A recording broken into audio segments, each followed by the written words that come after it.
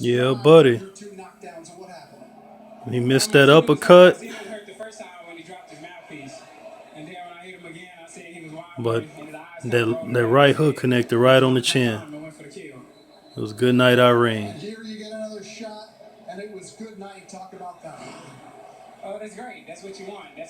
Yeah, that's damn sure what you want. There you have it, man. It's the end of the fight. Errol the Truth Spent versus Bundu. I think it's Leonard Bundu, the lion or the tiger, one of the motherfuckers.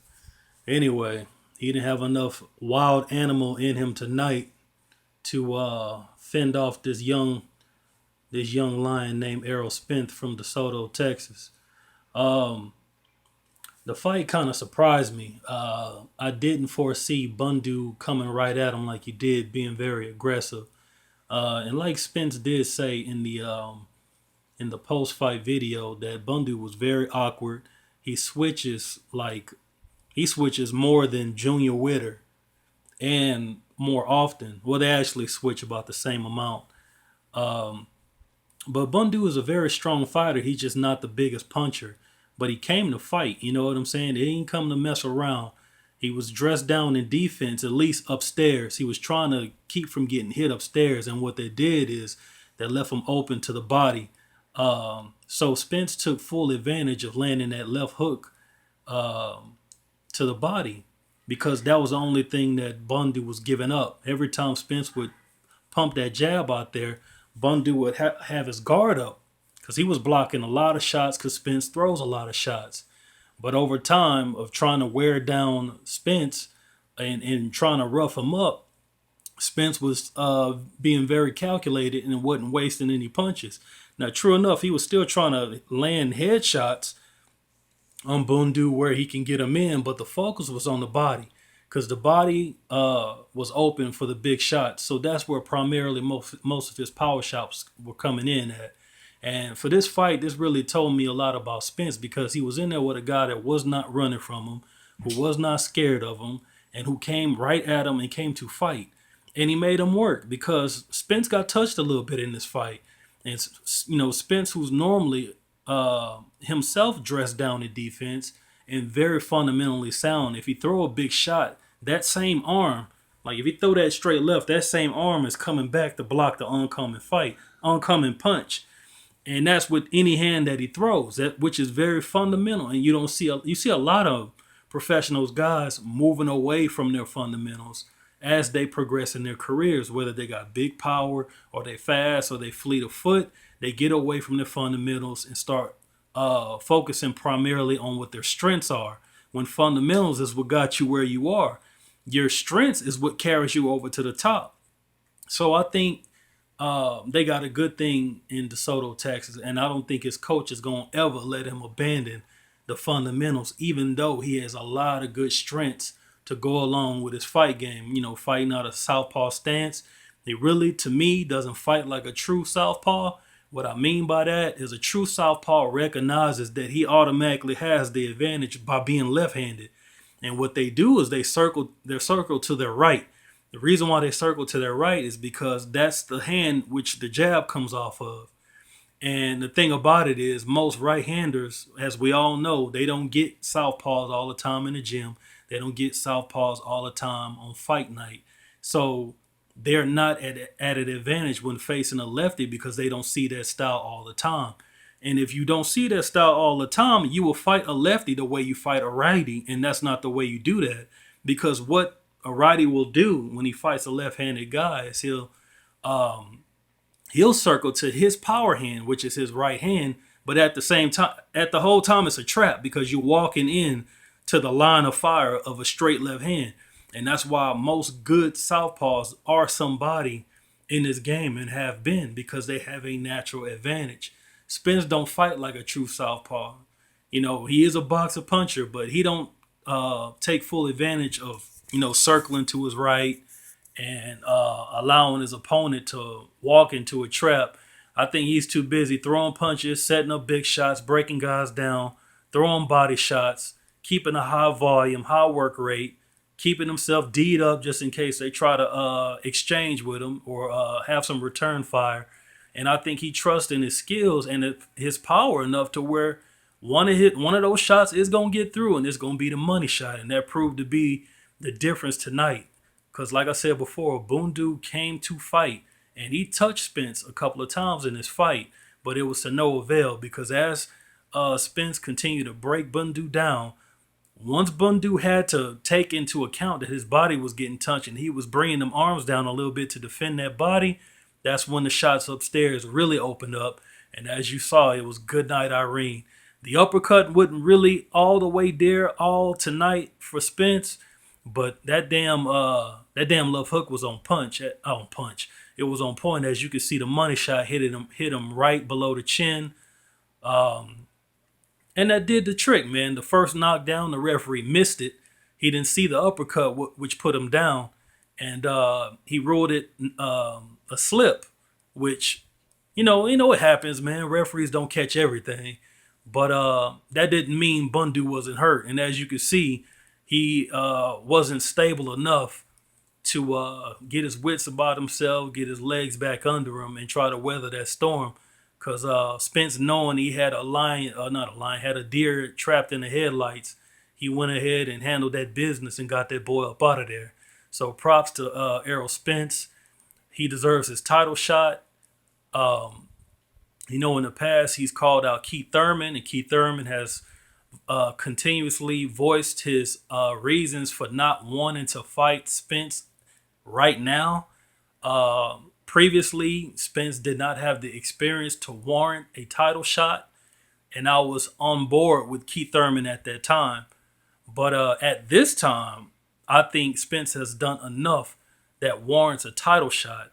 Now, he is in line to fight, as a mandatory to, what's his name? Kell Brook, who has a fight against Gennady Golovkin.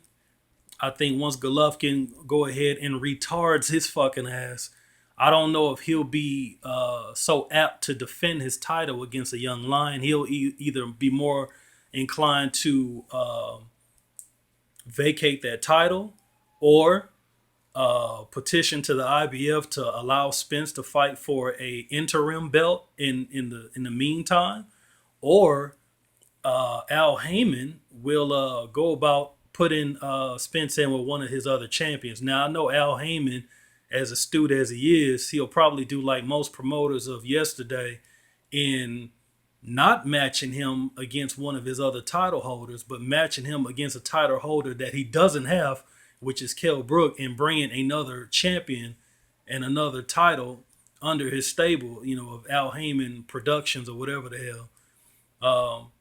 Most promoters would have done that. Don King has done that countless times. Bob Arum has done that countless times. And it wouldn't surprise me if Al Heyman goes that route as well.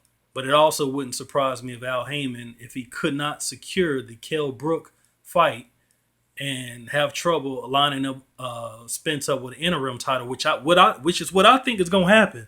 I think he'll fight somebody for an interim title, or Brook is going to vacate. Or he may even fight him, But, if Triple G do to Kell Brook what I think he going to do, Brook is probably not going to be ready to make an immediate defense against this young lion. That probably would have been the better fight for him, meaning Kell Brook, but it wouldn't have been the most lucrative. So I understand why he's fighting Triple G. There's a claim there. There's more money there. And if by chance, if by the moon and the stars are all aligned and he actually were to defeat Triple G, we have a star overnight in Kell Brook, and have the box, and he happens to fight in a boxing market where he would be able to make unbelievable amounts of money. So there's a good upside there, but the risk goes along with that upside, because the risk is almost unreal for him to overcome, even though in his mind he thinks he's going to win and his fans thinks he's going to win, and he may win. He may win. It's two men in there, but the probability of that happening, knowing boxing history, boxing knowledge, That's an uphill battle, and it's probably not going to happen. But I don't knock Kell Brook from believing in himself. All fighters believe they're going to win. That's something that the fans don't understand. Oh, he knew he was going to lose, or he thought he was going to be. You hear comments like that. It's those are not intelligent comments, man. Every fighter that goes to training camp think he's going to win. Don't be detracted by the lights, the cameras, the media, the color commentary, the analysts. Fighters fight. That's what they do. Even the sorriest fighters want to fight the best fighters in the world, and that's just the bottom line. So fighters fight, and they don't mind who they fight, and they believe they're gonna beat whoever they fight. It's the fans that tell them different, or the media that says different. But the true facts are sorted out after that bell ring, and you got 1 to 12 to get it done. But anyway, we'll see what happens on that. Like I said, I think Spence will end up fighting for an interim title, or maybe Al Heyman will do like he did with Thurman and Sean Porter, and put one of his champions against this young hungry lion and get this boy a title shot.